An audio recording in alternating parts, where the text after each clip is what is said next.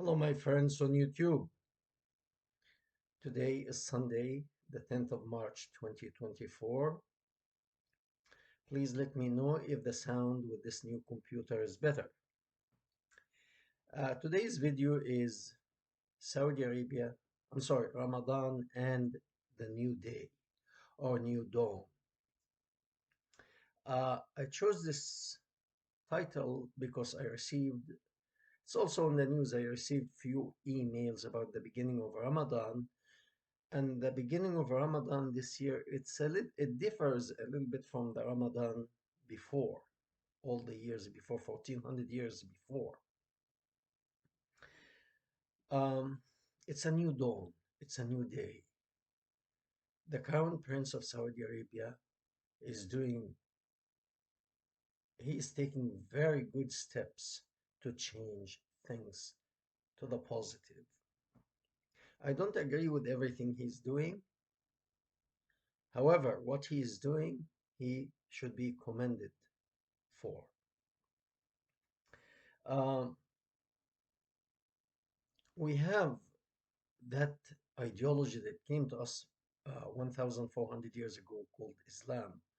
It really, wherever it lands, it brings destruction, it brings violence, it brings pain. Okay, just look what's happening in Gaza now.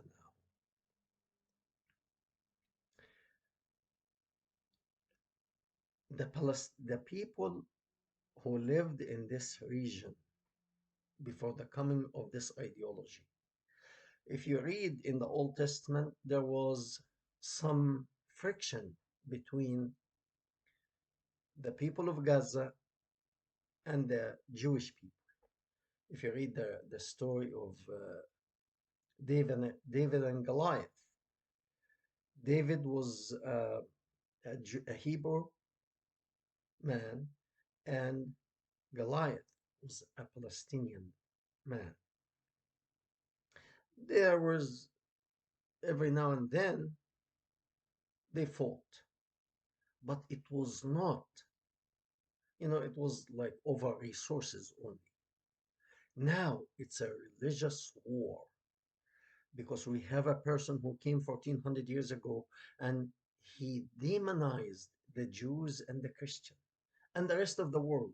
You don't follow him, you ought to die. Unfortunately, most of people are not aware of that and they don't want to be bothered until it will come crushing on you. Now, I think what the Crown Prince is doing, he is trying to avoid this destruction, but also he's trying to save himself, his position as a Crown Prince, and the future king of this kingdom. So he's hitting two birds with one stone. Um, until only 5 years ago, Saudi Arabia was really, uh, if you had gone to visit this country 5 years ago, and if you go to visit it now, it's totally different. 5 years ago, if you had gone, it would be like at the time of prayer, you have these huge speakers, so loud. At the time of prayer, it would be like bombs exploding on each corner, street corner. And you have an institute that send people out with a stick, driving people to the mosque, hitting them. So if you have your wife and children, you must go to the mosque. If I'm taking my child to the doctor, must go to the mosque. Hit you with the stick. This is a grown-up man. This is a with his family. No problem. Hit. Go to the mosque. Pray. What if I don't believe in prayer? You're making me a hypocrite, really, forcing me to be a hypocrite. You're not, that's, you must believe by force. Anyway, The crown prince is aware of all that nonsense, and he knows that not so many people really accept that or believe in it. So he tried to bring a change. A couple of years ago, we spoke about that new yom, which is actually it's two words he put together. New is the English word new. Yom, yom. This is an Arabic word, but it's also Hebrew word. Yom, it means day, new day. That vision of building a whole new city with high rise and all with it's so efficient, clean energy and everything. And they have the money from the oil to do that. Good luck to them. Okay. Uh, I don't know all the details about this New Yom city, New Day city, but he has a vision to modernize the country. The old school boys, the religious leaders primarily, are against that. But he controlled them first before he took any steps. He put them, most of them, in jail, and those who allow them to stay home, it's it was made clear you follow or you will be killed or go to prison. And I think this is the only way he can operate. Otherwise, they will kill him, take over the kingdom, and do with the money whatever they please. And we could see World War III happening so quickly because they want to do jihad. They want everybody to follow.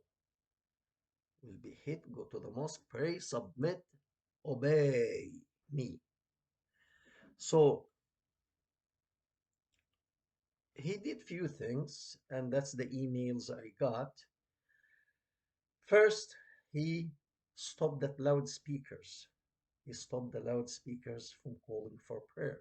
And why do you have to shout so badly, so violently like that to call people for prayer? You have a mosque on each street corner. Why do you have to do that? Some people, especially that 5 o'clock prayer in the morning, people want to sleep sometimes because they came back from home late, they want to rest.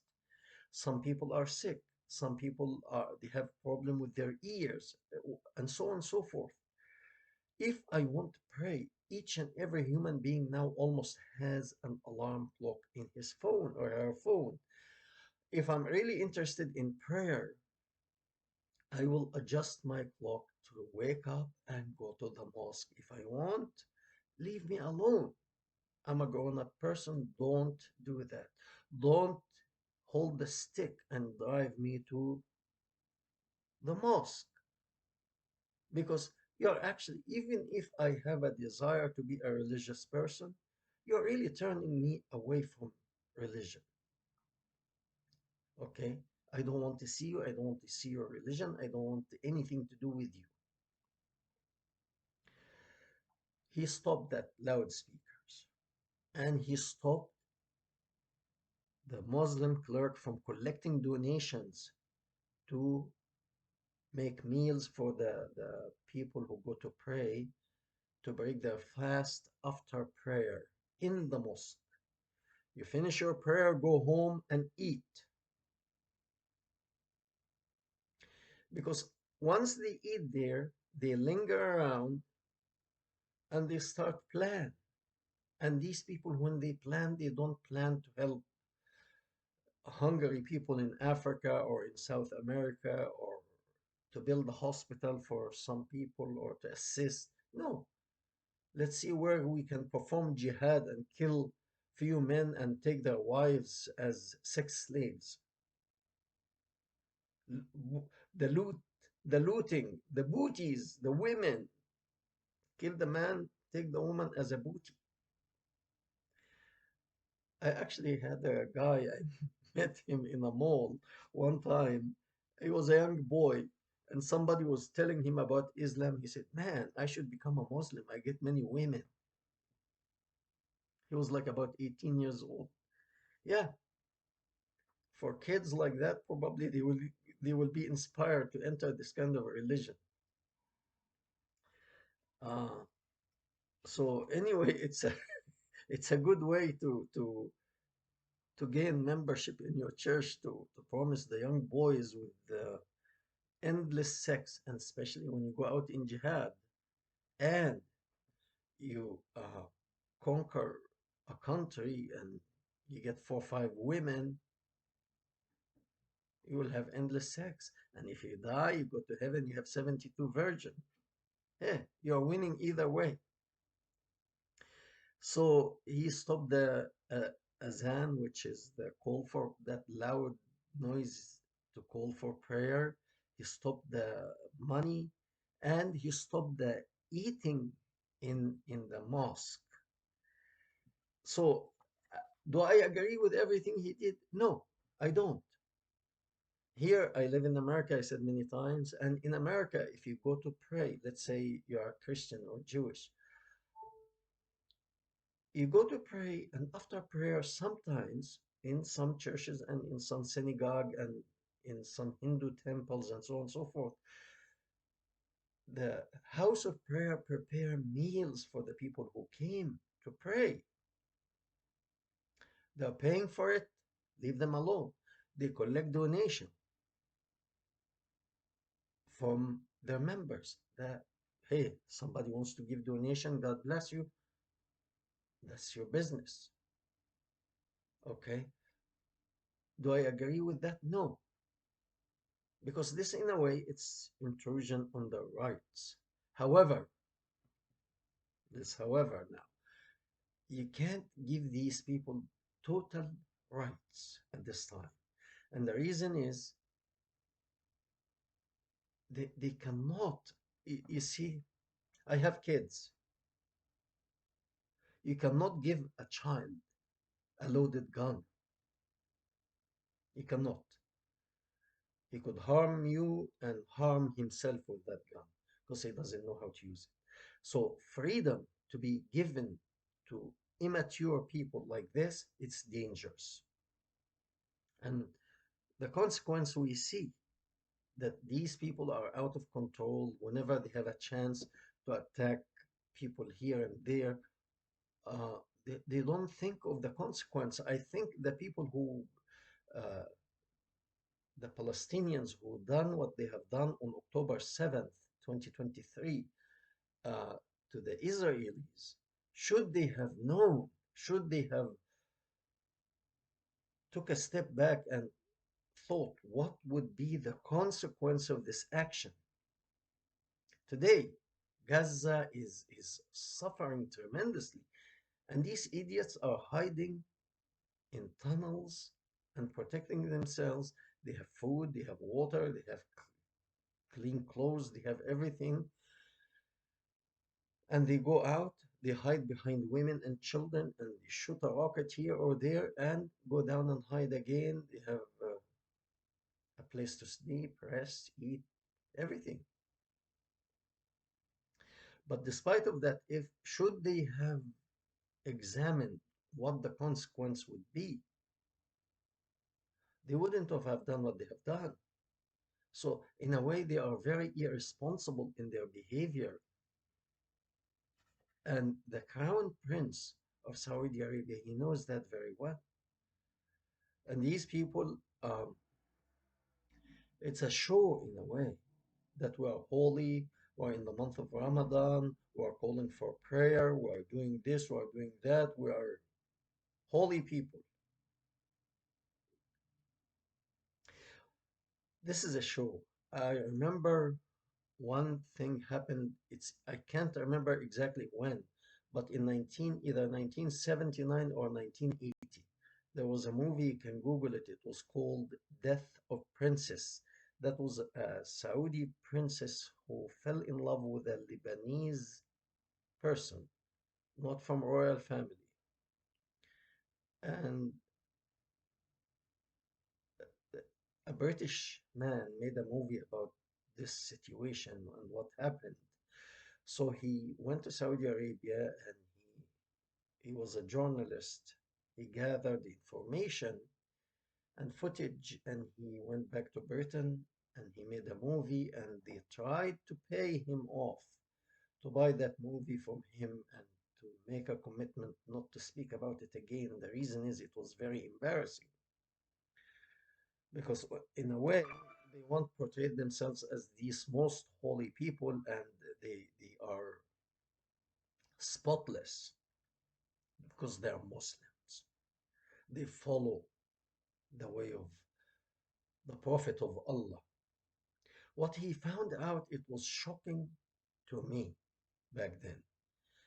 I was a young man, and the government of Saudi Arabia back then tried to bribe him and give him lots of money back then. I can't remember how much, but it was in the millions. In 1979 or 1980, millions was much more than what it is today. Anyway, the guy refused and he published that movie. I watched that movie. And in this movie, he discovered that there is a stretch in, I can't remember the city, but probably Riyadh, the capital of Saudi Arabia. But if this stretch exists in one city, it must exist in other cities too. The people, the young men will go there. It's full of boutiques, like one street, mainly boutiques. It says boutique outside, but reality is it's a prostitution. It's prostitution house. So the person will pretend he's taking a garment to try on, and in the back room, one young girl, whatever, a woman waiting for him, and of course will help him to change the garment he has on and put the new garment to see if it fits well. If it fits well,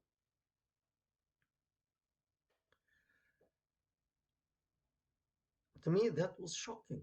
I was a young man and I thought these people really try to, yes, it may be different way from the rest of the world, but they are trying to keep uh,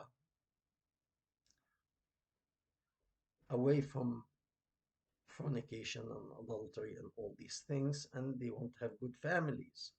And I was shocked to hear what he found, and many people. And not only that, he found out that people will go and look at each other and give signal, boys and girls, men and women, each in his car, and if they like each other, they will give signal to each other, so they will take the plate number of the car and they go home and there was no cell phone, then they will call the operator who is the owner of this car. They get his phone number or her phone number, they communicate, and then they get together. So the crown prince of Saudi Arabia knows very well what's going on in the kingdom.